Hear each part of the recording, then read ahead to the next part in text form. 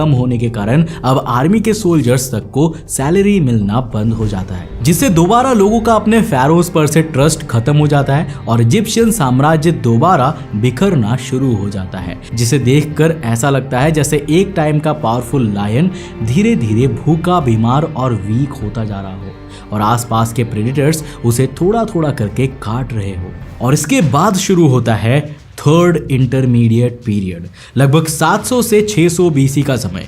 इस समय इजिप्ट एक चेस बोर्ड बन जाता है। कभी नूबियान किंग्स नॉर्थ की तरफ मार्च करके कंट्रोल लेते हैं, कभी असायरियंस सिटी गेट्स तोड़ते हैं, कभी पर्सियंस अपना कंट्रोल इंपोज कर देते हैं। हर नया कॉन्करर शुरू में इजिप्शियन गॉड्स को रिस्पेक्ट दिखाता है, फेरो लाइक टाइटल्स यूज करता है, लेकिन रियल पावर उनके फॉरेन कैपिटल्स में होती है। काफी समय तक इजिप्ट की हालत कुछ ऐसी ही रहती है, लेकिन फिर सबसे बड़ी चीज आती है अराउंड 300 बीसी में, जब अलेक्जेंडर द ग्रेट आता है। पर्शियन एम्पायर को तोड़कर जब वो इजिप्ट पहुंचता है तो लोग उसे लिबरेटर की तरफ वेलकम करते हैं, क्योंकि वो उनके हेटेड पर्शियन ओवरलॉर्ड्स को हरा कर आया होता है। अलेक्जेंडर मेम्फिस में क्राउन लेता है, अलेक्जेंड्रिया सिटी स्टैब्लिश करता है और फिर आगे चला जाता है। उसके मरने के बाद टॉलेमी और उसकी फैमिली इजिप्ट को अपनी पर्सनल किंगडम बना लेती है। ऑफिशियली वो भी फेरो बन जाते हैं। Same double crown, same rituals, same temples, लेकिन अब पैलेस के अंदर ग्रीक लैंग्वेज चलती है, ग्रीक स्टाइल कोर्ट कल्चर चलता है और फिर भी बाहर टेम्पल्स में इजिप्शियन प्रीस्ट्स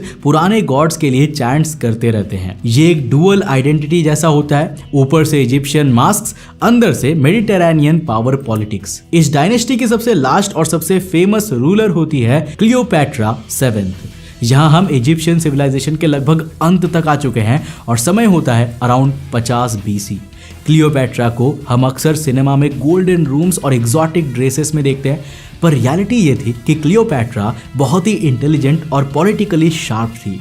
रोमन रिपब्लिक उस वक्त एक जायंट शार्क की तरह हर जगह टेरिटरीज स्वैलो कर रहा था। क्लियोपैट्रा कभी जूलियस केसर के साथ अलायंस बनाती है, कभी मार्क एंटनी के साथ, सिर्फ एक रीजन से, ताकि इजिप्ट कंप्लीटली रोम का स्लेव स्टेट ना बन जाए। लेकिन जब एक्टियम की सी बैटल में मार्क एंटनी की फ्लीट ऑक्टावियन से हार जाती है ना, तो गेम ऑलमोस्ट खत्म हो जाता है। क्लियोपैट्रा समझ जाती है कि अब वो सिर्फ एक कैप्टिव क्वीन बनकर रोम के स्ट्रीट्स में परेड की जाएगी, जिस ह्यूमिलिएशन को वो टॉलरेट नहीं कर सकती थी। इसलिए वो अपना खुद का फाइनल डिसीजन लेती है, अपनी ही जान लेना।